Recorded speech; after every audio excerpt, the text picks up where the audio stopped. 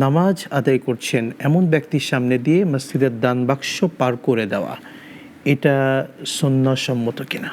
রাসূল সাল্লাল্লাহু আলাইহি ওয়াসাল্লাম থেকে বর্ণিত একটি হাদিসে এসেছে যে কেউ যদি জানতো মা আলাল মারি বাইনা ইয়াদাইল মুসাল্লি, যে নামাজরত ব্যক্তির সামনে দিয়ে অতিক্রম করা এটা যে কত বড় একটা জঘন্য কাজ, এটা যদি কেউ জানতো তাহলে সে লা ওয়াকাফা আরবাঈনা লা মাকাসা আরবাঈনা খরিফান, সে 40 বছর পর্যন্ত অতিক্রম না করে সে এখানে দাঁড়িয়ে থাকতো। এবং এইটা করবার কারণ হলো মূলত যিনি আল্লাহকে সেজদা দেবার জন্য, আল্লাহর সামনে হাজিরা দেবার জন্য নামাজে দাঁড়িয়েছেন, সে এবং তার মাঝখানের যে জায়গাটা, বিশেষ করে সেজদা পর্যন্ত যে জায়গাটা, এটা একমাত্র মুসল্লির হক। এইখানে কোনো মানুষ, কোনো দানবাক্স, কোনো কিছু এদিক দিয়ে প্রবেশ করানো সুন্নাহর খেলাফ।